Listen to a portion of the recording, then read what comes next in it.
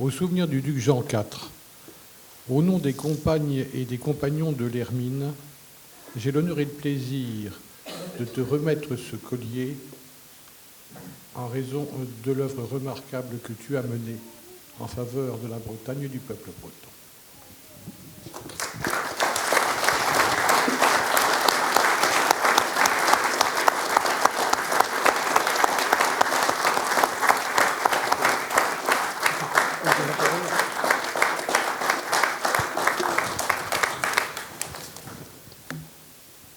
Merci Brass. Mais au pet dame d'Igorezine, nous zone. Oui, pardon. Nous zone quetquez brezonec. Mais Aster me v'la bimbenez. Me v'la tout fagoteux, greuilleux, empenailleux comme un co. Avec ce machin-là. Bon. J'avais prévu un discours, mais je vois que le film raconte pratiquement l'essentiel de mon propos. Aussi, je vais mettre l'accent peut-être sur la partie qui m'est propre, celle de la géographie. Parce que, bien sûr, je reçois cet honneur qui brise un petit peu ma conception de la liberté. Si longtemps j'ai refusé toute promotion, tout avancement, plein de choses en tout cas, et même quelques honneurs, c'était parce que je voulais défendre ma liberté de penser. Je l'ai dit dans le document. Je tenais à cette liberté pleinement responsable, profondément citoyenne. Et là, pour la première fois de ma vie, j'ai le sentiment un peu de m'asservir à une structure, à un domaine. Mais bon, c'est pour la bonne cause, comme on dirait. Donc je ne vais pas revenir sur tout cela, c'est ce lien profond à mon territoire, à mes origines familiales de Haute et de Basse-Bretagne. Je ne vais pas revenir non plus sur cette fonction que j'ai exercée d'enseignant et qui, pour moi, était une sorte de mission. C'est ainsi qu'on nous le rappelait lorsque nous étions formés à l'école normale, et mon ami Jacques Quinton, ici présent dans la salle, me le rappelait. On nous faisait sentir que nous avions des racines, que ces racines, nous avions à avoir un certain respect à leur égard, et que nous étions là pour transmettre, pour émanciper, en mettant en valeur notre travail, notre engagement, et cela de manière la plus, comment pourrait-on dire, la plus désintéressée possible. C'est comme ça que j'ai fonctionné toute ma vie. Mais c'est surtout en tant que géographe. Nous sommes une famille de géographes. Ça peut paraître une tare, ma femme est géographe, mes enfants l'ont été, ma belle-sœur l'est, etc. Ça peut paraître une anormalité. En fait, géographe, c'est quelque chose de magnifique. Et dès le départ, dès ma jeune enfance, j'étais attiré justement par cette connaissance de l'autre, dans sa différence, mais aussi peut-être de nous-mêmes. Et quand il est fait référence à mes premiers contacts avec cette science, lorsque j'allais au foyer laïque de la Nester, voir des films de découverte, eh bien, j'étais déjà dans le processus. Et puis, sans doute, c'était l'héritage familial un peu frondeur aussi, et de marins qui avaient bourlingué en suivant les différents conflits du XXe siècle. Cette géographie est quelque chose d'essentiel. C'est pour moi mon engagement. Je n'ai pas besoin d'appartenir à une quelconque chapelle, à un quelconque parti. La géographie, c'est un état qui se vit pleinement. C'est une attitude et à l'égard des choses et à l'égard de son environnement. Et sur ce plan, la Bretagne est un magnifique terrain d'analyse géographique. C'est pas moi qui le dis, c'est Maurice Lelanoux, un grand géographe breton de l'après-guerre, l'a dit superbement en montrant toute cette richesse et cette symbiose très élaborée que les populations qui ont vécu sur cette péninsule ont su produire au fil des temps en associant la terre et la mer. Il y a de rares cas équivalents sur la planète. Et ça, nous avons cet héritage-là, cet héritage qui remonte à des millénaires. Et ce qui est important dans cette démarche qui est celle du géographe, c'est la recherche de ce que Fernand Braudel appelait l'esprit des lieux. Cet esprit des lieux qui donne un sens à une identité, à un peuple, à des communautés, et auxquels, aujourd'hui, nous sommes les héritiers, enfin desquels nous sommes les héritiers. Et dans la tourmente actuelle qui frappe la planète, le monde, la Bretagne, en tant qu'entité particulière, spécifique, je l'ai dit là dans le document, est un superbe terrain d'abord d'analyse. Un terrain d'analyse sur le plan scientifique.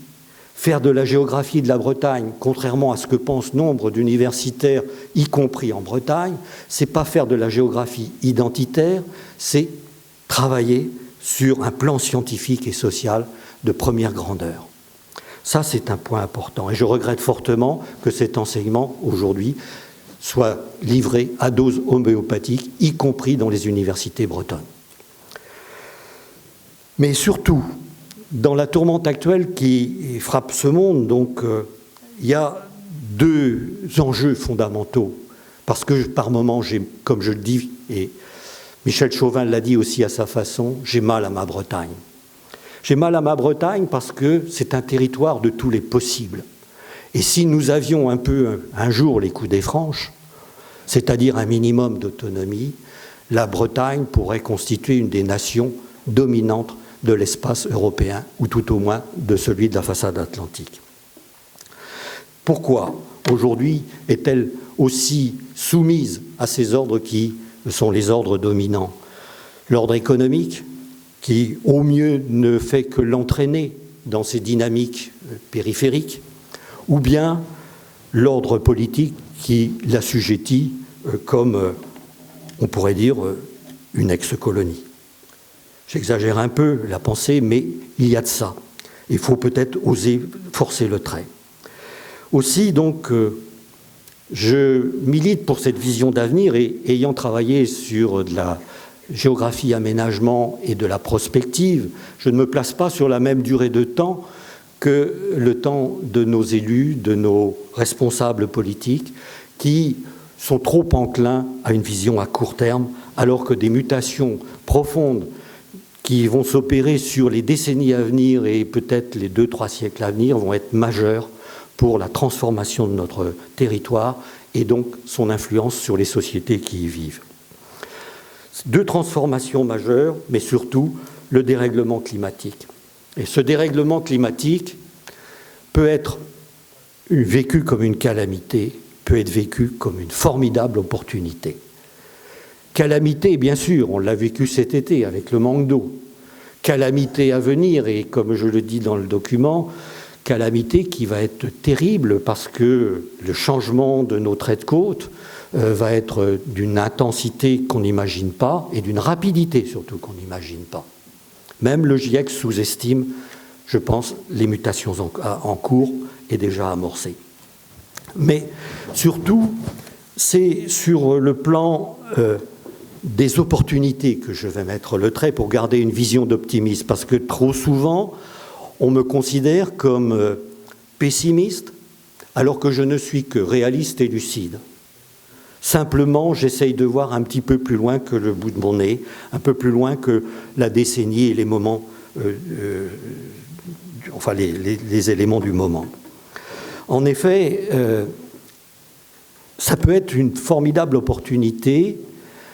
La péninsule armoricaine a toujours tiré sa force, et sans doute la force de ces sociétés millénaires en est le résultat, de cette intégration dans des réseaux multiples de circulation des hommes. Sur la façade atlantique, assurément, peut-être au-delà. Et cette mutation climatique va conduire à des phénomènes migratoires d'une extrême intensité. Ils sont déjà amorcés. On le voit avec l'arrivée de ces personnes âgées qui viennent sur la Bretagne, de ces travailleurs qui fuient les métropoles. Et assurément, il y a là matière à un renouveau formidable de notre société. À la condition que ces gens-là ne viennent pas pour une Bretagne frelatée, qu'on leur vend aujourd'hui sur les réseaux sociaux, dans les agences de tourisme, etc. Mais une Bretagne qui soit une Bretagne offrant ses potentialités exceptionnelles de milieu, qui pourraient lui permettre d'avoir l'énergie qu'elle voudrait, la nourriture qu'elle veut, à condition de respecter l'environnement. Ces populations nouvelles pourrait être aussi un formidable atout au renouvellement de notre société, à condition qu'elle s'intègre, qu'elle respecte les cultures antérieures et que pour cela, elle travaille sur place, dans le territoire. Donc plus que jamais, la société bretonne, et ça a été dit précédemment, et dans mon propos et dans celui de Michel Chauvin, est à un tournant de son histoire. Clairement, l'autonomie, ce mot qui faisait peur, devient une nécessité, devrait être un combat politique essentiel. Et je pense que mes camarades de Bretagne majeure qui discutaient ce matin de la conférence à venir ont emporté le morceau, si j'ose dire, en tout cas pour défendre ce discours sur la nécessaire autonomie de notre région afin qu'elle soit maître de son destin. Trugarez vraz dehors d'Anol, Trugarez vraz Yves à l'Institut culturel. Je tenais aussi à remercier beaucoup Pauline Combot, Jean-René Lequéot et toute l'équipe de Skolvreis, qui fait un travail remarquable, bénévole et souvent insuffisamment reconnu, parce qu'il y a un travail de divulgation et de réflexion important. Trugarez Yves, Régine, ma femme, aussi géographe, avec qui je partage les discussions, les débats, les lectures, et c'est quelquefois pas toujours facile. Voilà. Merci à tous.